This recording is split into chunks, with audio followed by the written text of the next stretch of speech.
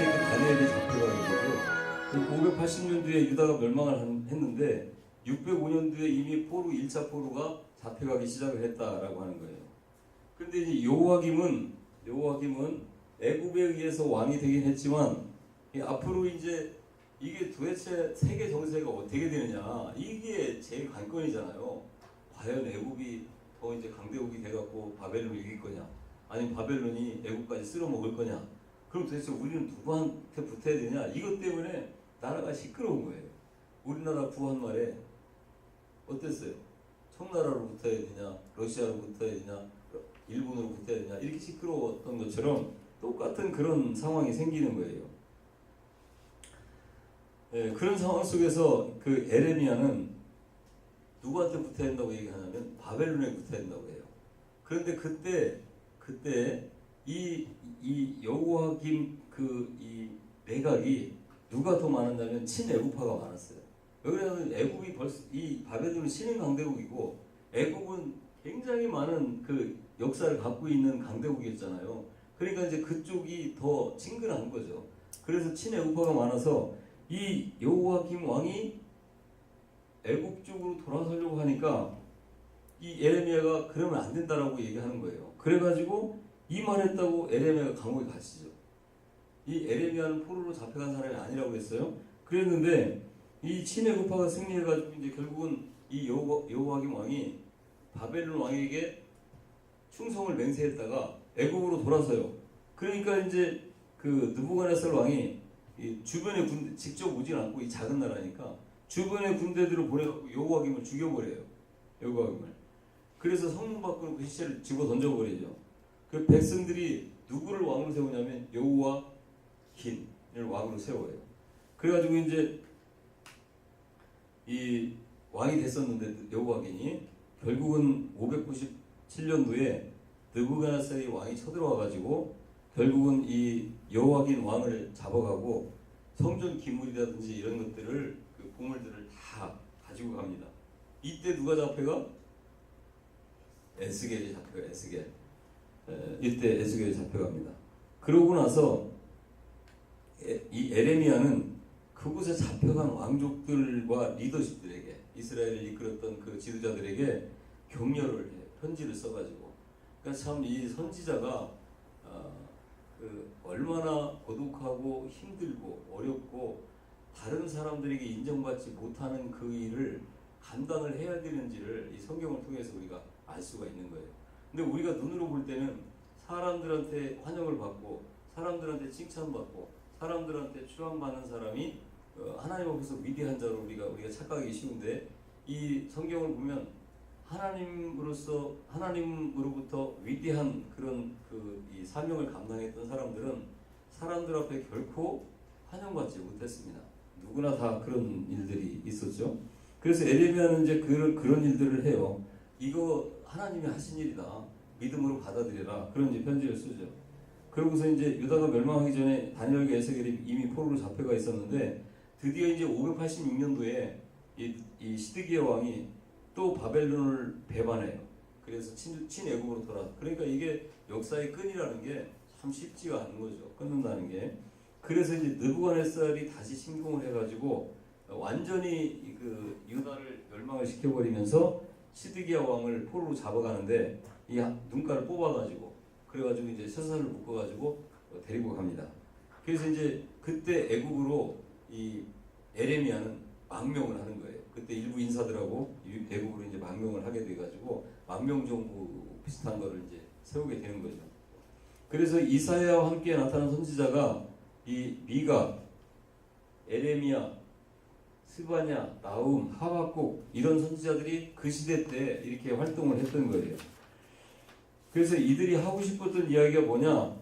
여호와김 왕으로부터 시작되어져서 시드기야 왕까지 구약의 하나님의 이 나라가 결국은 이제 멸망을 하게 되는데, 이런 나라들을 붙잡고 오신 하나님께서는 결코 뭐예요? 망하는 게 아니고 끝나는 게 아니고 어떻게 그런 나라를 심판하시고, 그럴지라도 하나님의 역사는 계속 이어진다라고 하는 것을 말씀을 하고 있어요. 이 선지자들을 통해서. 지금은 뭐예요? 심판이다. 심판. 그러나 어떻게 회복시켜 주신다는 거예요. 그거를 계속 말씀을 하고 있다는 거죠. 그래서 엘리야는 결국은 승리를 하죠. 그래가지고 하나님 나라의 그 전사가 이 열왕 시대의 그 대표가 되는 선지자가 그 엘리야인데, 그 엘리야의 싸움은 오늘날 열방 가운데 바로 우리들의 싸움이에요. 지금 여러분 주변에 있는 여러분 교회와 여러분의 교회죠. 그리고 세상과의 그 싸움은 단지 이제 시대적인 상황이, 우리나라는 좀 종교의 자유가 많이 보장되어 있고 살기 좋은 나라다 보니까 여러분들이 그거를 잘 의식하지 못할 뿐이지, 지금도 중국 같은 데 가보세요. 지난번에 제가 중국 갔을 때 제가 있는 그 일주일 어간에 그 도시에 있던 20개 교회가 그냥 이유도 없이 십자가도 그냥 뽑아버리고 건물도 다 막 그 포크레인을 가지고 와서 막 파괴해버리고 이런 일들이 있게 된다는 거죠. 그런데도 불구하고 이 시대에 우리는 하나님이 우리를 보시면서 뭘로 살아가길 원하시는 거예요. 그자들과 그저 적당히 타협하고 적당히 좋은 게 좋은 거라고 생각하면서 살아가라고 하십니까? 아니면 엘리야처럼 살아가라고 하십니까? 엘리야처럼 살아가라 하십니까? 그래야 결국은 우리가 승천할 수 있다라고 말씀하시고 있는 거예요. 그래서 엘리야의 최후가 바로 우리 이 신앙의 최후가 되어져야 되는 겁니다.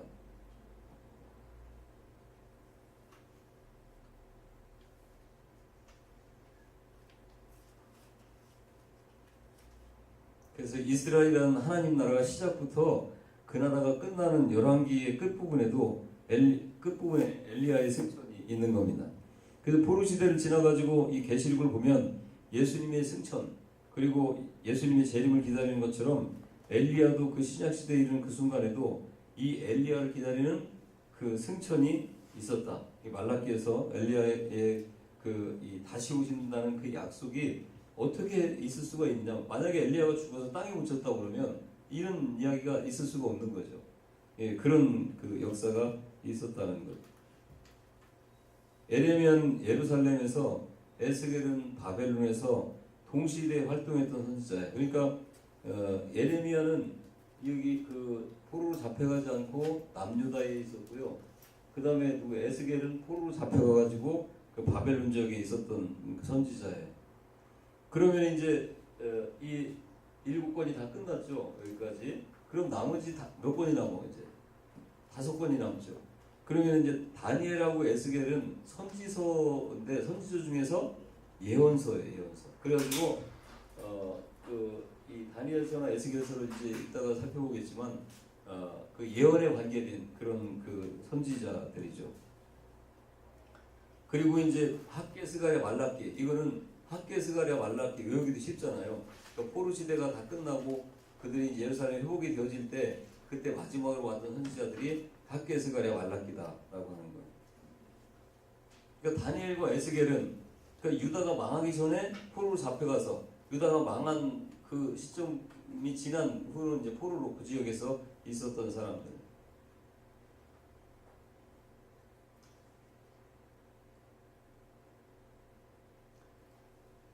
에스라, 느헤미야, 에스더는 예언서예요, 선지서예요, 아니면 역사서예요?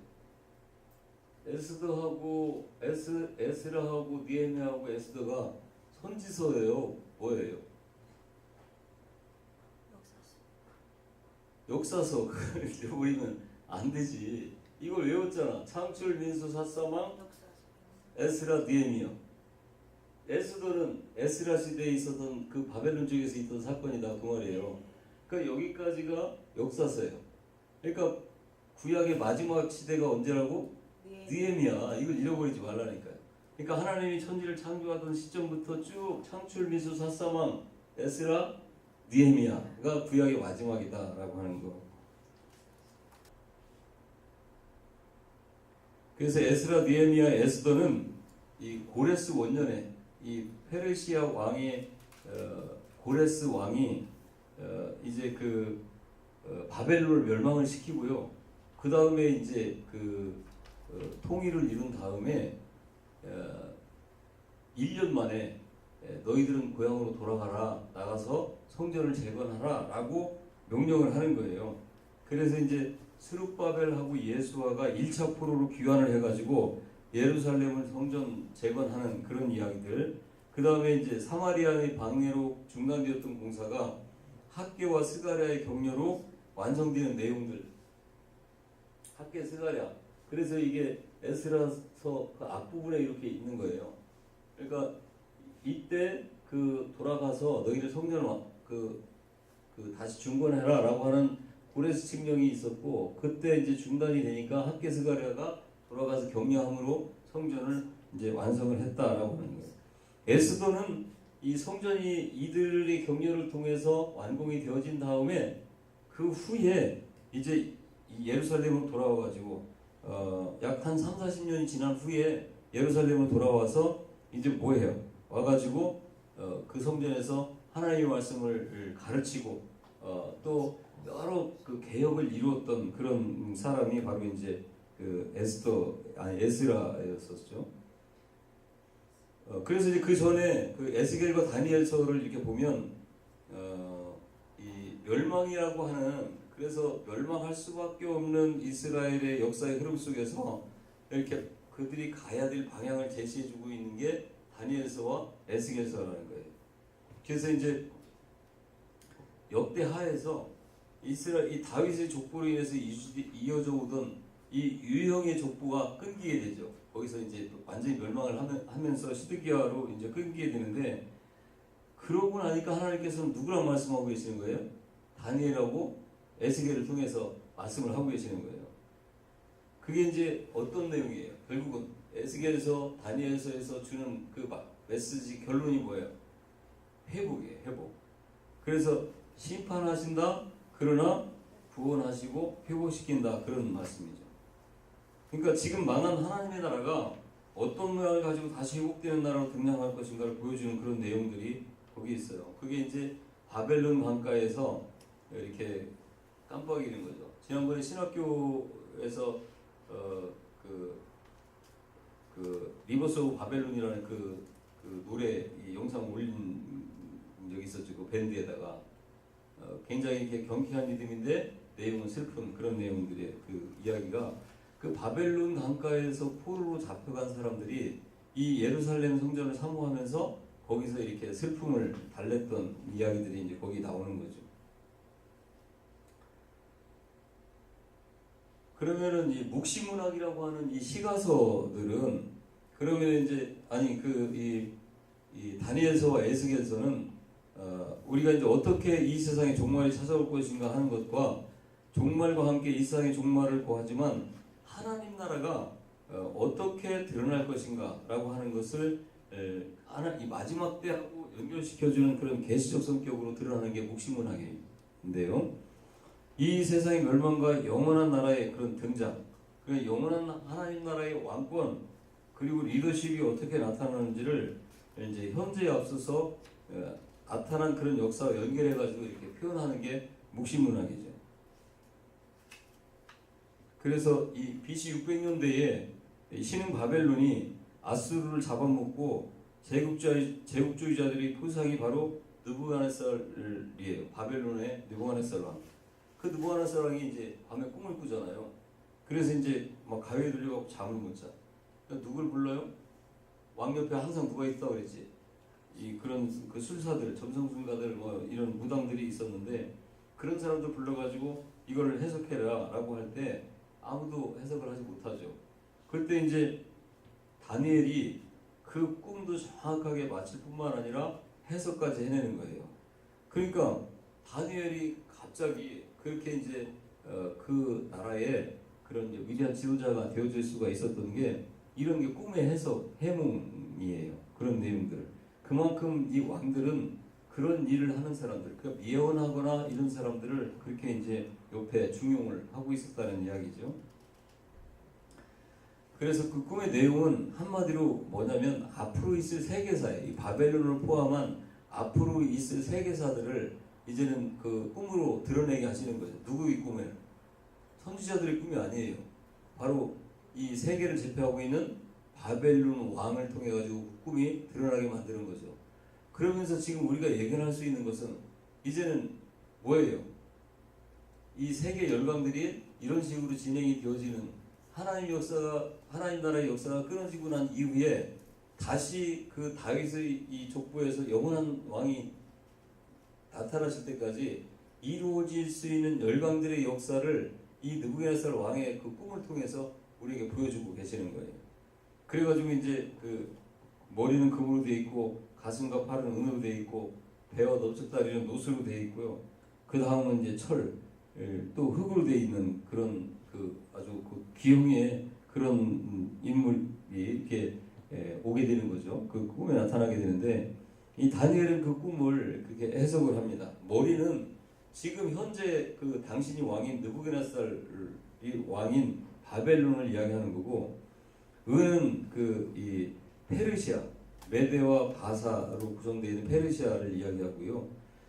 그 다음에 노숙나라는 그 알렉산더, 그리스 헬라를 이야기합니다. 그러니까 이 페르시아 같은 경우는 그 7장에서 사자가 독수리 날개를 달았어요. 그러니까 얼마나 강한 세력을 묘사하고 있는 거예요. 사자가 독수리 날개를 가졌으니까. 거기다가 이제 그 알렉산더는 이 배와 넓적다리가 노수로 되어 있는데, 이 터키의 그 건너편에 있는 마게도냐의 군인들이 이 그리스를 통일시키고 건너가 가지고 엄청나게 빠른 속도로 이 바사 왕국을 점령을 하게 되는 거예요. 그러니까 표범이 빠른데 거기다가 날개 넷을 달았으니까 얼마나 빨랐겠어요. 그 다음에 이제 셀루크스와 투툴레미, 이 알렉산더가 일찍 젊은 나이에 죽고, 그런 다음에 이제 네 나라로 나눠지고, 그 중에서 대표하는 게 이제 셀루크스하고 투툴레미 왕조가 생겨나는 거죠. 그 다음에 이제 그 로마가 나오고요. 이런 이제 로마가 나와가지고 투툴레미하고 셀루크스를 다 잡아먹게 되는 거죠. 그래서 이 전 세계를 지배하는 그런 역사가 나오는데, 진행이 되는데, 그 꿈을 이 느부갓네살 왕의 꿈을 통해서 보여주고 계시는 거예요. 그래서 거기 보면 이제 그 도표가 있죠. 이게 아시리아 제국, 이스라엘을 멸망시킨 아시리아가 이만큼 이렇게 차지하고 있었는데, 그 다음에 그 아시리아를 멸망시킨 그 바벨론 제국이 이렇게 되어집니다. 그래서 유프라테스강, 티그리스강을 중심으로 해서 발달이 되어져서 이만큼 이렇게 차지하게 되죠. 그 다음에 이게 페르시아예요. 페르시아는 더 이 면적이 확대되어진 것을 볼 수가 있습니다. 포로가 어디 있었느냐? 이거 바벨론 지역에. 그 다음에 이제 그리스 알렉산더가 이제 이렇게 이 지역, 비슷한 지역들을 이렇게 지배하고 있었는데, 알렉산더가 죽은 다음에 이 셀레쿠스는 요 넓은 지역, 이 북이스라엘을 위시한 이 지역을 지배하고 있었고요. 프툴레마이오스라고 하는 그 부하 장군은 요 애국 지역을 이렇게 다스리고 있었어요. 그 후에 이제 로마 제국은 그하고는 비교할 수 없을 만큼 모든 전 세계를 이렇게 정복하고 다스렸던 세력으로 이렇게 볼 수가 있죠. 여기 이제 영국 그 밑에까지 프랑스, 독일, 스페인, 이 지역까지 전부 다 이렇게 차지하고 있었던 로마 세력이었습니다.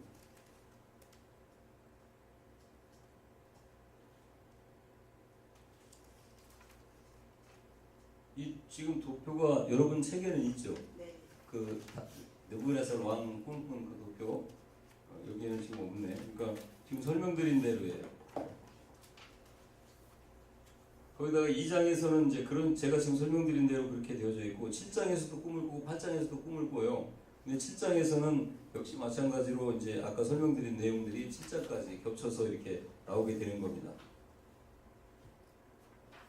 그런데 여기서 끝나는 게 아니라 이 클라이막스가 있어요. 그게 뭐냐면 다니엘서 2장 34절 말씀이에요. 또 왕이 보신즉 손대지 아니한 돌이 나와서 신상의 새와 진흙에 발을 쳐서 무너뜨리매 그때의 새와 진흙이 놋과 은과 금이 다 부서져서 여름 타작마당에 겨같이 되어서 바람에 불려 간 곳이 없었고 우상을 친 돌은 태산을 이뤄 온 세계에 가득하였나이다 라고 기록하고 있는데, 여기 보니까 누가 나타난다는 거예요?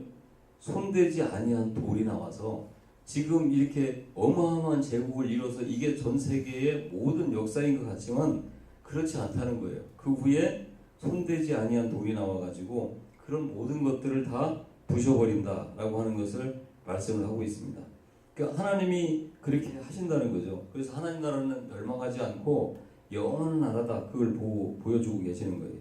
그래서 이걸 아무도 알아맞추지 않았던 꿈을 맞추고 해석까지 한 다니엘을 이제는 느부갓네살 왕이 중용을 하게 되는 거죠.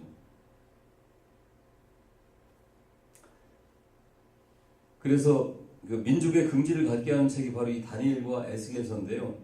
이 다시 예루살렘을 회복하고 하나님의 왕권이 일어나게 될 것이다. 그 일이 바로 이렇게 일어난다는 그런 내용들이 거기 안에 들어가 있습니다. 다시 회복시키는 하나님 나라의 왕으로 임하시는 분, 그 인자예요, 인자. 그 다음에 뜨인돌과 같은 하나님의 나라가 남게 될 것이다 라고 하는 것을 말씀하고 있습니다.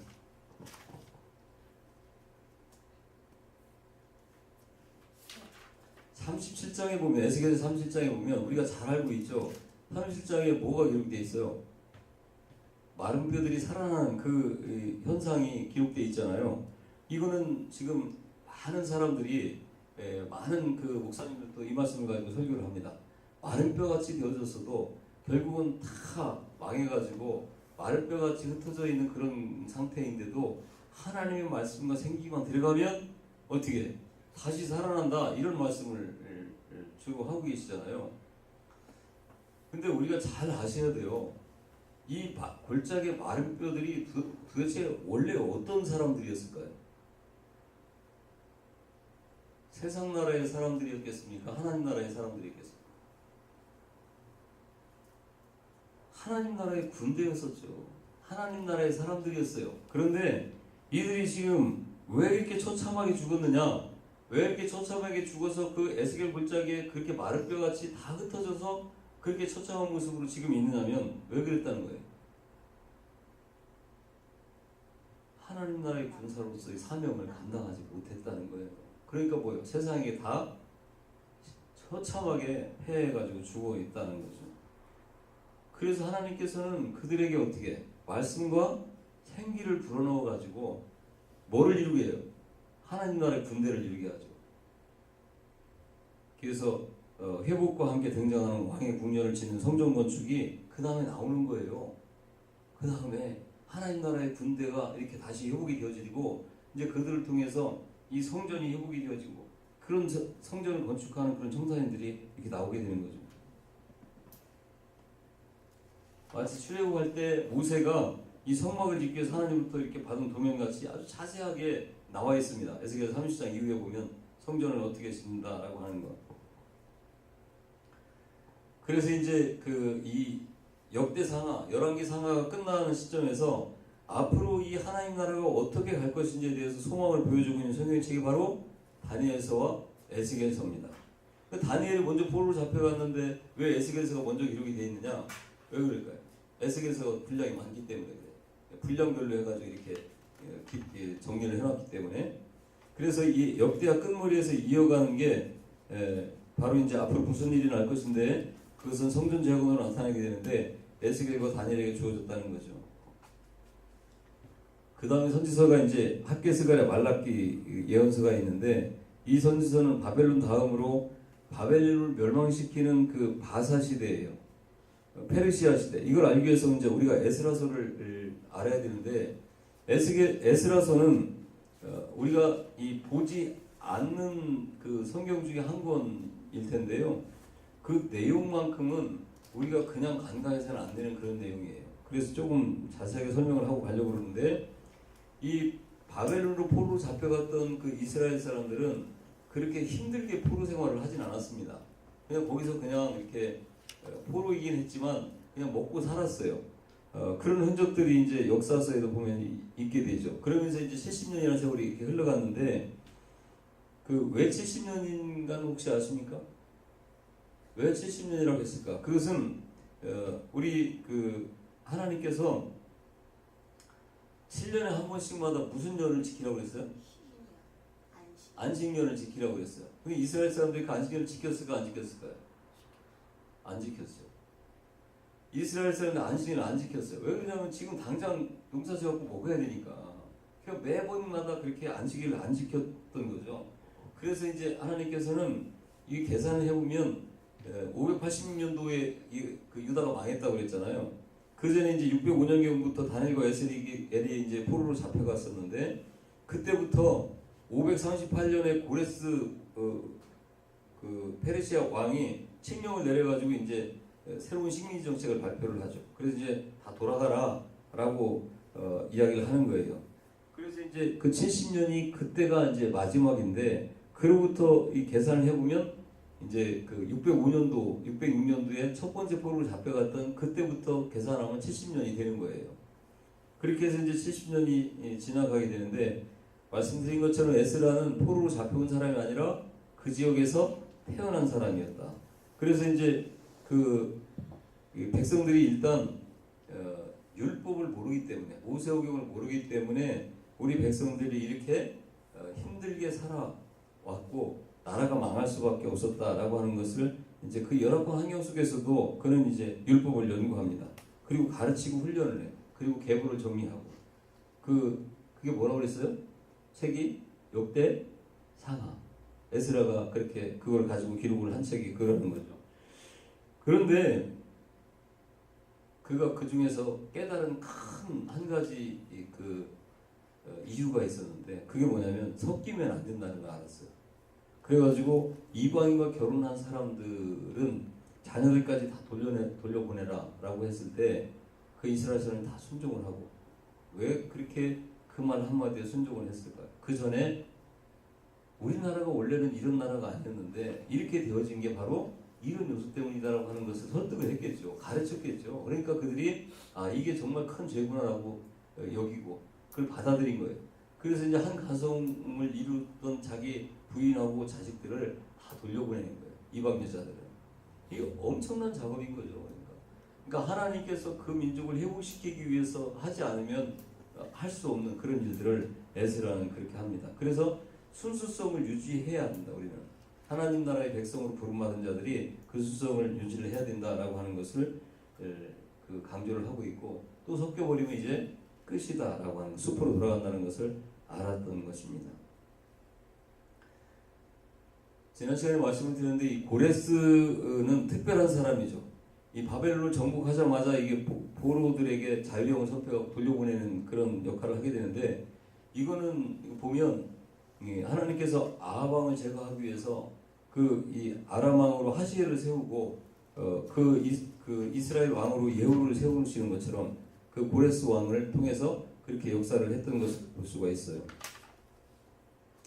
그 다음에 이제 포로 시대의 이 귀환, 포로 시대가 끝나면 이제 귀환을 하게 되는데 그때 이제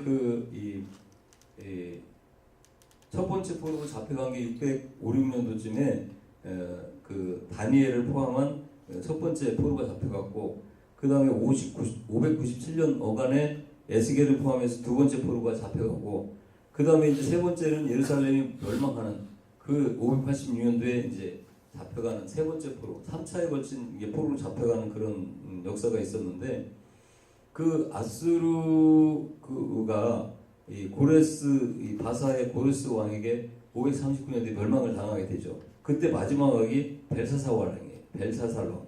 성경에 기록이 되어 있지 않습니까? 그래서 이제 고레스 바사의 고레스 왕이 이제 그 천하를 통일하게 되는데 통일하자마자 바로 이제 가서 성전을 회복시켜라라고 하는 칙령을 내려요. 그래서 돌아가고 싶은 사람 돌아가라라고 해서 이제 돌아오게 되는 게 대표 인물이 스룹바벨과 예수아가 돌아오게 되죠. 그래서 이제 그들이 돌아와 가지고 성전을 건축을 하게 되는데요.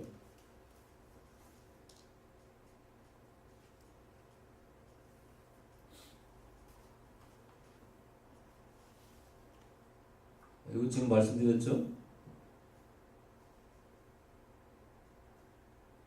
스룹바벨하고 예수아하고 학개스가랴를 같이 돌아온 게 아니라 스룹바벨과 예수아가 돌아가지고 성전을 회복을 하는데 이 사마리아인들이 방해로 말미암아 중단되니까 그 뒤에 학개스가랴가 돌아와서 이제 그 성전을 완공시키는 일을 하는 거죠. 그 다음에 이제 아하수에로 왕 때 이 저쪽에서는 바벨론에서는 어떤 사건이 생기냐면 이 에스더 사건이 나와요. 죽으면 죽으리라 해가지고 이 아하수에로 왕 앞에 나가가지고 그 이 이스라엘 민족을 구원하는 그런 역사가 있는 책이 에스더서죠. 그런 내용들이 이제 저쪽 동네에서 있게 되고요. 아닥사스다 왕 때 2차 기환이 있게 되는데 이때 이제 에스라가 돌아오게 돼요. 에스라가 돌아와서 이때는 이미 이제 그 성전이 완공이 되어진 시점에서 돌아와서 이제 그 성전에서 말씀을 가르치는 그런 일들을 하게 되죠. 그리고 세 번째는 느헤미야가 돌아와가지고 성벽을 완공시키는 작업을 해요. 그러니까 보니까 537년도에 첫 번째 포로들이 돌아오게 되는데 두 번째가 457년. 그러니까 대략 몇 년 정도가 지난 다음에요. 한 1차로부터 몇 년도? 한 80년 정도가 지난 다음이죠. 그런 다음에 445년, 한 10여 년이 지난 다음에 느헤미야가 이제 돌아오면서 3차 기간이 끝나는 거예요. 그러니까 이 포로들이 바벨론으로 잡혀갔을 때 모든 포로들이 돌아온 게 아닙니다. 그러니까 그 많은 숫자는 아니고 이렇게 돌아오게 되는데 이렇게 1차, 2차, 3차에 걸쳐서 돌아오게 된다는 거죠. 이게 이제 포로 이동 경로인데요. 여기 바벨론 지역에서 이 지역에서 주로 있었는데 이게 이제 이 경로를 통해서 다시 예루살렘으로 이제 이렇게 돌아오게 되는 거죠. 이 길이 원래 이제 큰 길이고 안전한 길인데 에스라는 빨리 돌아가서 그 일을 해야 되니까 이렇게 이제 위험을 무릅쓰고 빠른 길을 선택해서 이렇게 돌아오게 됐다라고 하는 것을 표시하고 있습니다.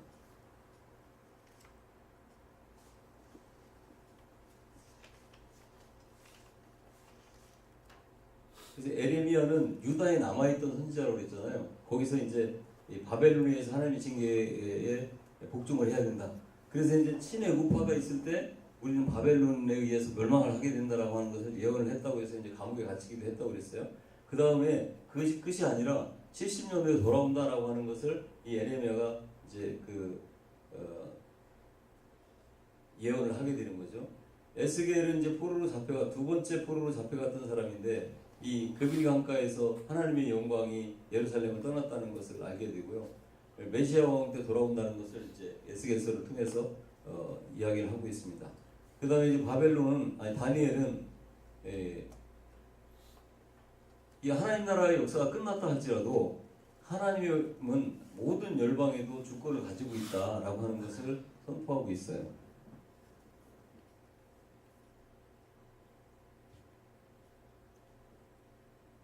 그래서 70년 포로 생활이라고 하는 것은 하나님께서 안식년을 강제로 지키게 하신 연도예요. 그러니까 70년 동안 예루살렘 지역이 이스라엘 땅에서 이미 다 포로로 잡혀가고 나라도 없어지고 그래가지고 제대로 이렇게 농사를 짓거나 계획적인 그런 경제가 이루어지지 못하게 되었죠. 그 안식년을 이렇게 지키게 했다는 거죠. 그래서 이제 7년에 1년 안식년이니까 포로 생활을 곱하기 7년마다 그 안식년을 계산해 보면 49, 490년, 그러니까 70년 동안 이스라엘 민족들을 이렇게 포로로 잡아가서 농사를 못 짓게 만든 그런 연식으로 계산이 되어줄 수도 있다라고 하는 거예요. 이건 제가 아까 말씀드렸던 부분이고, 그 이제 포로로 귀환하게 되는 게 아까 말씀드렸어요. 1차는 스룹바벨하고 또 한 사람 누구라고 그랬어요? 예수와 같이 들어와가지고 이 5만 명 정도가 같이 들어옵니다. 그래서 이제 그들이 들어와서 성전 수축을 하게 되는데 사마리아인들의 그런 반대를 극복하고 성전을 완공을 하죠. 근데 이때 이 사마리아인들의 반대로 말미암아 성전 수축이 중단됐을 때 누가 왔다고 했어요?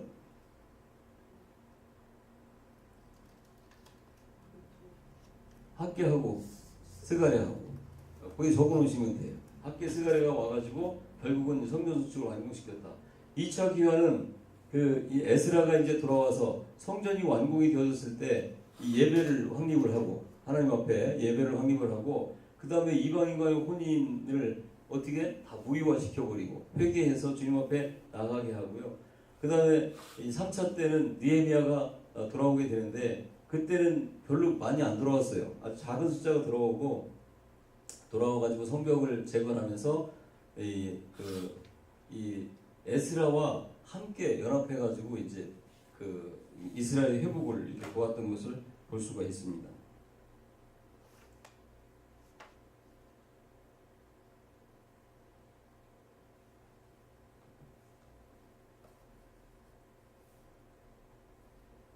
그러니까 1차 기한하고 2차 기한은 대략 한 7, 80년도 정도의 차이가 나는데 구약의 역사는 말씀드린 것처럼 이 느헤미야가 돌아와서 사역을 하는 것으로 끝을 냅니다. 성전 중단됐던 것도 학개스가랴가 나타나가지고 같이 이렇게 성전 재건을 격려함으로 말미암아 516년경에 성전이 이제 완성이 되어지고요. 그때 무슨 사건이 있었다? 바벨론에서는 무슨 사건? 그렇지, 에스더 사건이 있는 거예요. 많은 사람들이 돌아오지 않고 그냥 그 지역에 살고 있을 때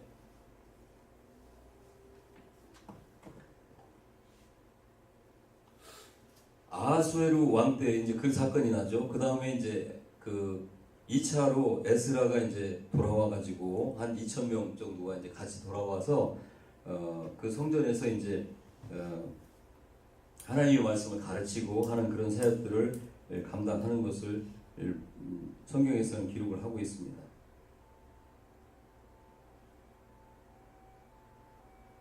그래서 에스라는요, 이게 이제 아까도 말씀을 드렸는데 시간이 지나면서 자기 하나님에 대한 연구도 깊이 하고요, 그 다음에 기도도 깊이 하고 또 모세오경에 대한 능통한 학자라고 자기 스스로 소개할 수 있을 정도의 사람이 됐다. 그러니까 정말 제가 안타깝게 생각하는 게 목사님들이 공부를 하셔야 돼요. 그래서 석박사를 따라하는 얘기가 아니에요. 석박사 따가지고 신학이 무슨 이게 신학에 능통한 자가 되라는 게 아니라 성경에 능통한 자가 돼야 된다는 거예요. 목사는요, 다른 게 아니에요. 이 일을 해야 되는 거예요. 꼭 기억을 하시면서 잠깐 쉬었다가 하겠습니다.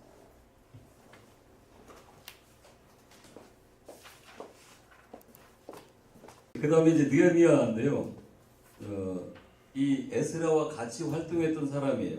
그러니까 페르시아에 이 사람은 포로로 있다가 그냥 포로에서 해방돼가지고 돌아온 게 아니고 페르시아에서 정식으로 그 유대 지역의 총독으로 임명을 받아온 사람이에요.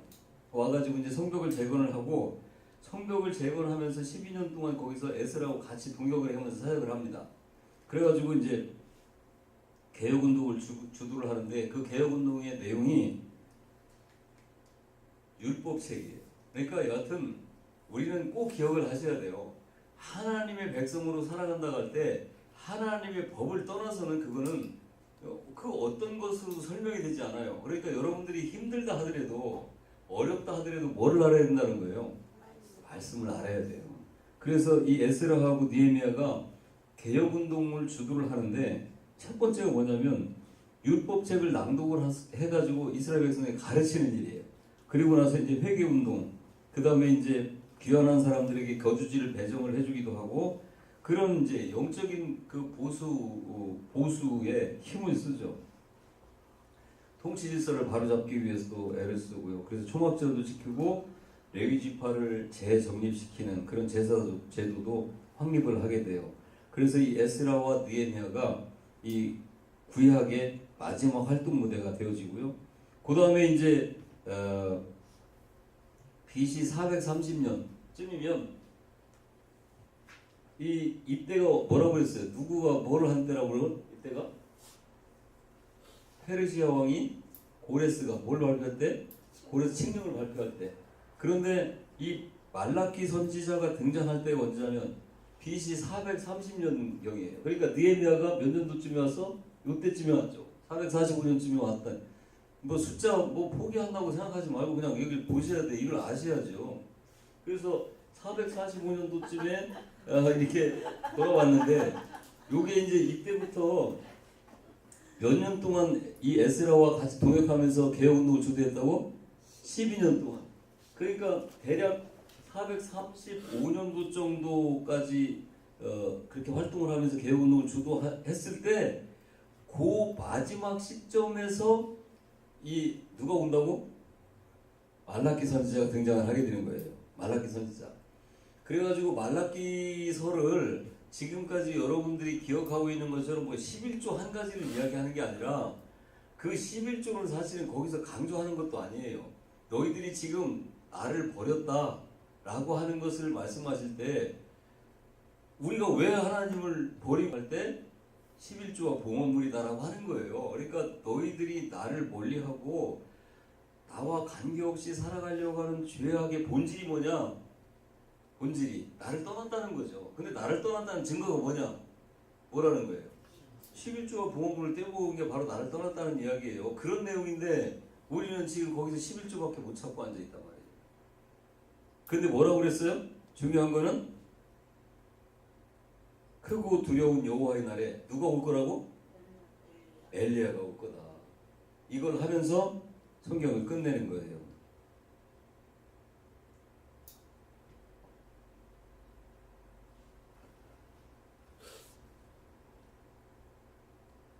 이 비슷한 설교를 신약에 오면 누가 했어요? 세례 요한이 했죠. 세례 요한이. 도끼가 어디에 놓여있다? 나무 뿌리에 놓여있다. 응? 알곡은 알곡대로 축정인 축정대로 심판한다. 이런 이야기가 나죠. 그래서 말라기 4장 5절에 보라 여호와께서 크고 두려운 날이 이르기 전에 내가 선지자 엘리야를 너희에게 보내겠다. 그러니까 하나는 심판이고 하나는 구원이에요. 어떤 사람에게는 심판이고 어떤 사람에게는 구원의 역사. 그날이 오기 전에 누가 온다고? 엘리야가 온다. 그러니까 구약은 지금 누구를 기다리면서 문을 닫는 거예요? 엘리야를 기다리면서 문을 닫아요. 그러니까 신약에 오면 말씀드린 것처럼 누구를 기다려? 이 사람들이? 우리하고는 특별하게 다른 사람이 나타났어. 그래갖고 회개하라, 천국이 가까웠다 해가면서 광야에서 외치는 소리로 등장을 하니까 누구로 생각을 해? 이 사람을? 엘리야로 생각을 해. 그러니까 뜬금없이 엘리야가 아니라 구약의 이런 배경을 가지고 이제 이스라엘 사람들은 하나님 말씀이 더 이상 이제 들리지 않는 침묵기에 들어섰지만 계속해서 대를 이어가면서 누구를 기다리고 있는 거예요? 엘리야를 기다리고 있는 거죠. 그리고 이제 침묵기에 들어가게 되는데요.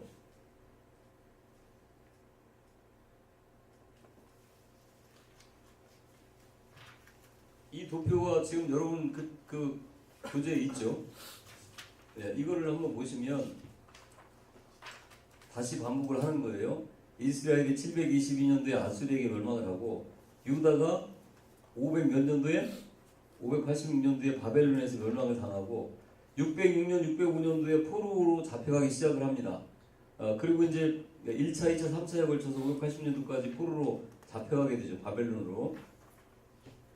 그러고 나서 539년도에 이 페르시아에 의해서 바벨론이 멸망을 하게 돼요. 그런 다음에 요 어간에 그러니까 435년도쯤에 말라기 선지자가 나왔다고 그랬지. 그게 이제 마지막이니까 여기가 이제 여기에서 이제 이 하나님의 말씀이 끝나게 되고 이때부터 예수님이 다시 오시는 이 시간까지 400년이라는 그 침묵기가 계속 진행이 돼요. 그러면 하나님이 말씀을 안 하셨다고 그래서 이 시대, 이 세상의 열강의 역사가 끊기나요? 아니죠. 계속 되잖아요. 그러니까 우리가 이걸 알아야 돼. 그래야 예수님이 이제 신약 시대에 예수님이 오시는 그때의 시대적인 상황이라든지 이런 것들을 이해할 수가 있단 말이죠.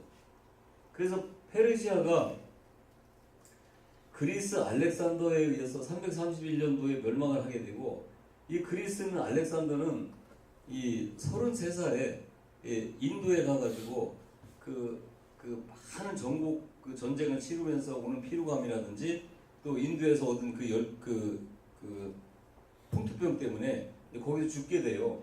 그러고 나서 이제 그 밑에 소아에 있던 네 장군에 의해서 그렇게 큰 광활한 그 그리스 지역이 나눠져 갖고 다스리게 되는데 하나는 그 북이스라엘을 위치한 이쪽 동쪽 아시아 지역을 관장하던 셀류쿠스 그리고 이제 유다하고 애굽 지역을 관장하던 이 톨레미 왕조로 이렇게 나눠지게 됩니다. 성경에서는 톨레미가 남방왕, 이 셀류쿠스는 북방왕 이렇게 기록이 되어 있어요. 근데 이게 셀류쿠스 톨레미를 이야기하고 있다라고 하는 것을 여러분들이 이해하시면 됩니다. 그래서 이제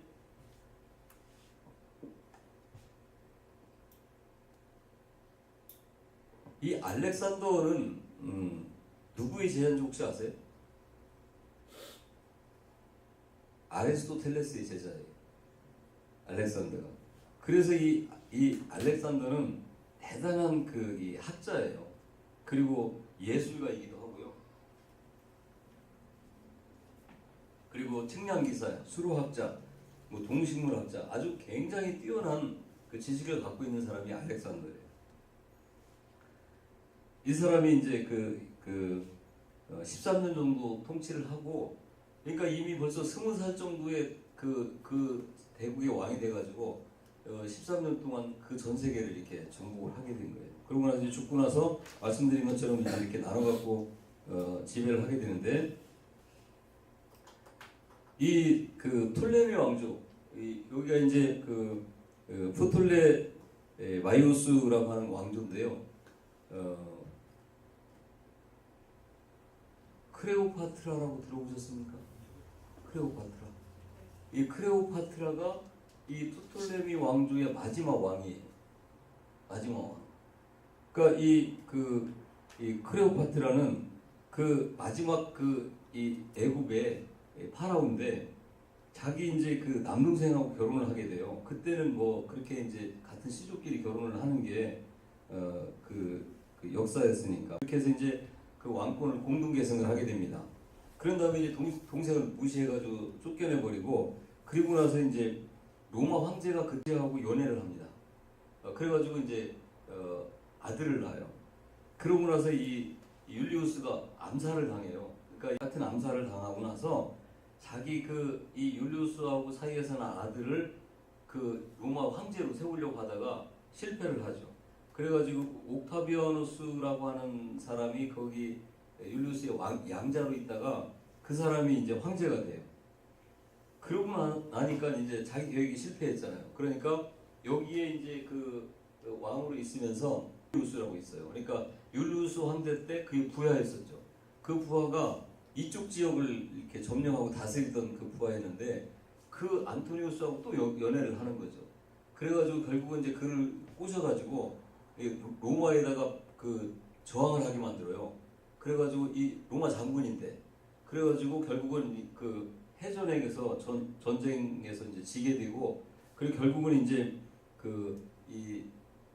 크레오파트라하고 안토니우스가 같이 자살하면서 끝나는 거예요. 크레오파트라 하니까 갑자기 뭐 재미있어지죠. 크레오파트라가 이렇게 유명한, 남자로 말하면 남무꾼이라고 이런 사람을 그 정도로 남자들이 보면 아주 꼼짝없이 반할 만큼의 미모를 가지고 있다고. 엊그저께 이제 밤에 들어가가지고 테레비를 키다 보니까 배우가 누구였었죠? 유명한 엘리자베스 테일러가 이 크레오파트라로 나와가지고 하는 영화 를 하더라고요. 그래서 이제 거기서 보니까 이런 역사가 아주 생생하게 거기서 이제 재현이 되는 영화를 잠깐 본 적이 있었는데, 하여튼 그렇게 되어지는 역사가 요 침묵기 어간에 있었다 그 말이에요. 그러고 나서 이제 요 남방이 셀류쿠스에 의해서 정복을 당해가지고, 이쪽 지역은 완전히 이제 셀류쿠스가 이제 다스리는, 이스라엘 쪽은 셀류쿠스가 다스리는 그런 이제 지방이 되어져 버리죠. 그래가지고 예루살렘으로 이제 포로로 돌아온 사람들은 이미 바벨론에서 태어난 사람들이 많이 있었다고 그랬잖아요. 이런 사람들은 대부분 돌아온 사람들이 그런 사람들이었는데, 이미 포로로 잡혀갔던 사람은 많이 죽었죠. 이제 10년이라는 세월이 흘러갔으니까. 그러고 나서 이제 거기서 태어난 사람들이 이렇게 돌아왔는데, 이미 이제 그리스, 알렉산더, 셀류쿠스, 토틀레미 이 시대를 지내온 이 사람들의 문화와 고유한 정체성은 다 잃어버렸잖아요. 유대인으로서의, 히브리인으로서의 그런 것들을. 왜냐하면 바벨론 지역에 태어난 사람들이니까. 그러니까 이거를 누가 집어넣어 주느냐? 누가 집어넣어 주느냐? 이스라엘의 예루살렘에 남아있던 사람이 아니, 누가? 에스라가. 근데 에스라도 어떤 사람이라고 했어요? 거기서 태어난 사람이에요. 그러니까 지금 어떤 무슨 시조 혈통 무슨 이 지역이 문제가 아니라 뭐가 문제라는 거예요. 하나님을 향한 열망을 가지고 우리가 믿는 하나님이 어떤 분인가를 알려고 애를 쓰는 사람, 그걸로 인해서 발버둥 치는 사람이 그게 관점이라는 거예요. 그래서 이 주권 있는 국가가 아니라 이제 공동체로서 이렇게 살아갑니다.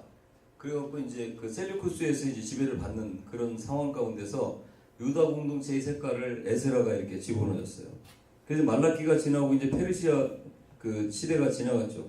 그래서 얼마 못 가가지고 이제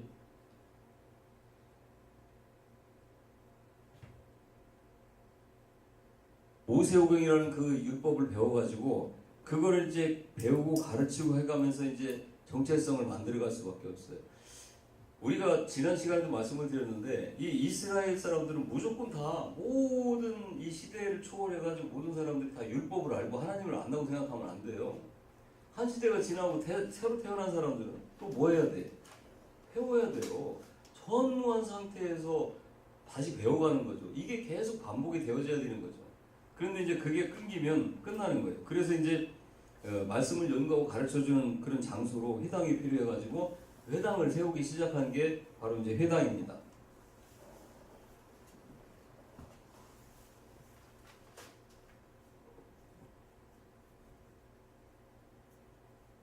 그래서 이 신바벨론, 그 다음에 페르시아, 그리고 그리스, 그 다음에 이 셀류쿠스 왕조를 통과해서 이 로마로 이어지는 이 역사가 이제 그 지역에서 이제 있게 되었던 건데요.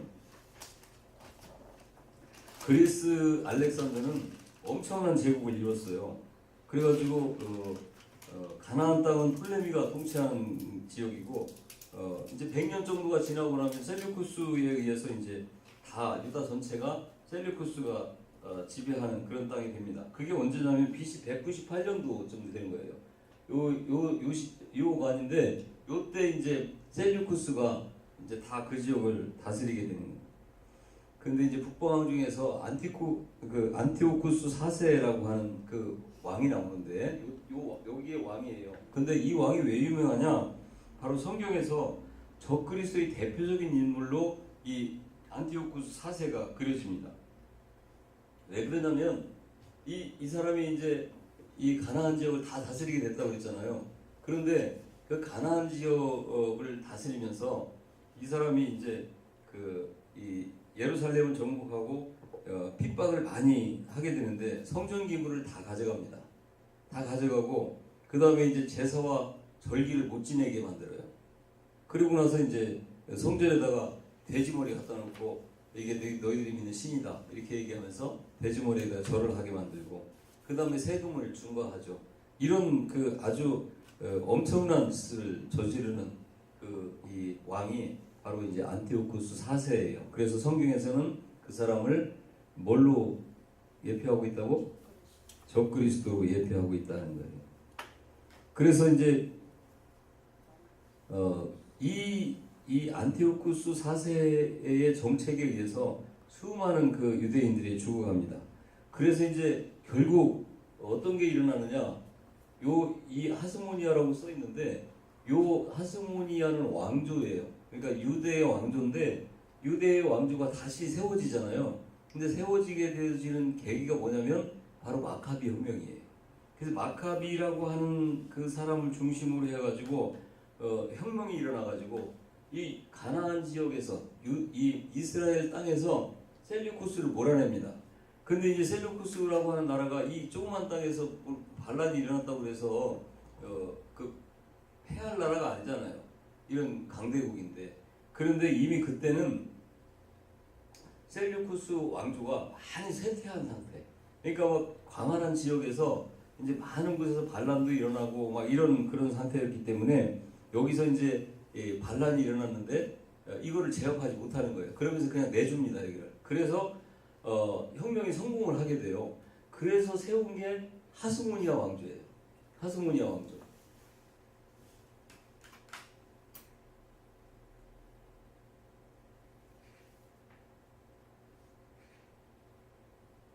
그래서 이 하스모니아 왕조는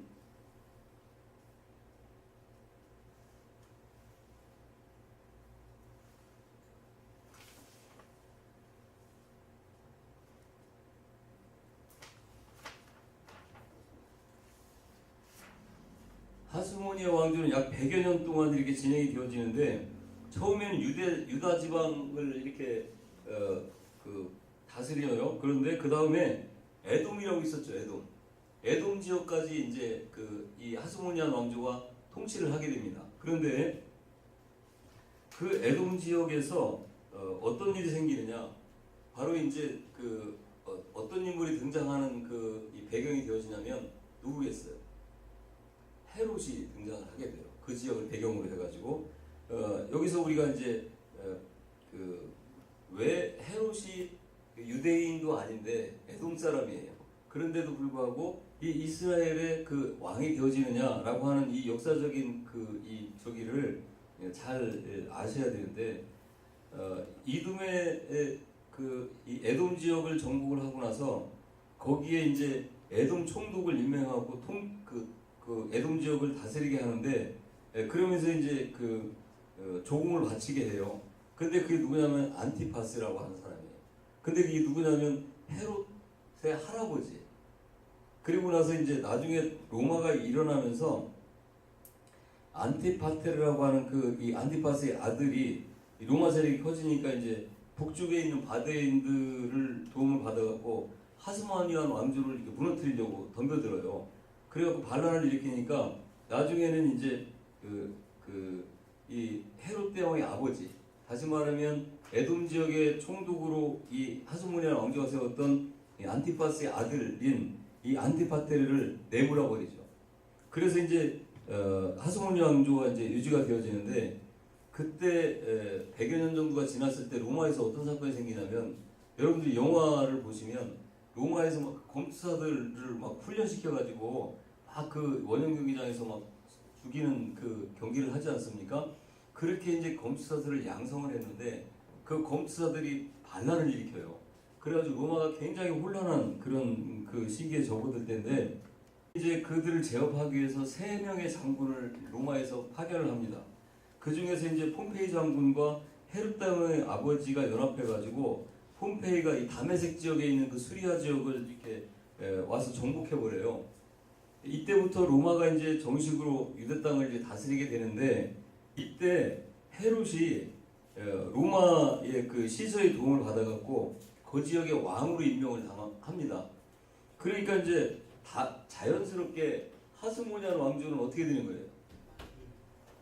없어지는데 없어지는 게 아니라 유대인이 왕이 되었던 하스모니아 왕가에서 다시 말하면 시가 바뀌는 거예요. 그 이어받은 왕이 헤롯이에요. 헤롯. 근데 헤롯이 유대 사람이 아니에요. 어디 사람이라고 했어요? 에돔 사람이라고 했잖아요.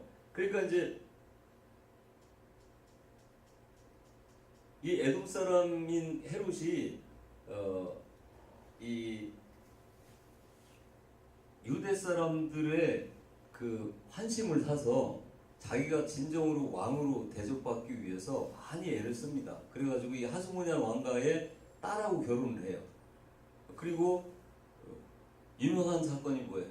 헤롯 성전을 만들어주잖아요. 그러니까 엄청난 돈을 들여가지고 어마어마한 성전을 지어줍니다. 그 성전이 어떤 성전이냐면 예수님과 제자들이 감난산에서 바라보면서 석양으로 비춰지는 반사되어지는 헤롯 궁전이 얼마나 아름다웠겠어요. 예수님한테 자랑할 정도의 성전을 이 헤롯이 지어줘요. 왜 그러냐? 유대인들의 환심을 사기 위해서. 왜 그러냐? 여차해서 반란이 일어나고 쫓겨나면 골치 아프니까. 그리고 이제 이는 그럴 여지가 많이 있기 때문에 유대인이 아니라서 그래서 자기가 이제 도피할 수 있는 도피처들을 많이 만들어 놓습니다. 이게 이제 헤롯 왕이에요.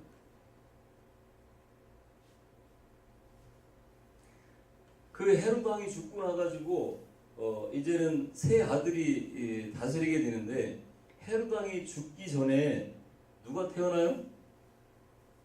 예수님이 태어나는 거예요. 예수님이 태어나는데 헤롯 대왕이 죽은 해가 언제냐면 이 영년이 아니에요. BC 4년도쯤에 헤롯이 죽어.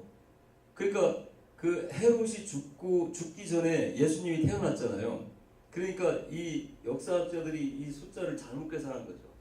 그러니까 이게 이제 BC하고 AD가 예수님 오기 전, 예수님 오신 후 이 분기점인데 이게 이제 예수님이 오신 시점이 이제 잘못 계산되니까 숫자상으로 조금.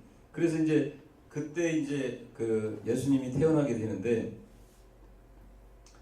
예수님이 태어나고 나서 헤롯이 바로 죽어버리죠. 그러고 나서 이제 세 아들이 그 지역을 나눠서 다스리는 거예요. 그게 분봉왕이에요. 그래가지고 이 헤롯의 세 아들이 이제 땅을 나눠갖고 지배를 하고 있는데,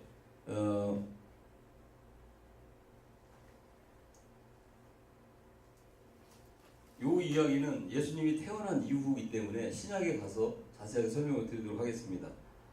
그래서 예언서의 위치를 지금 이제 여러분들이 지금 이제 장시간에 걸쳐서 설명을 들었는데 그걸 이제 잘 이해를 하시면 좋겠고요.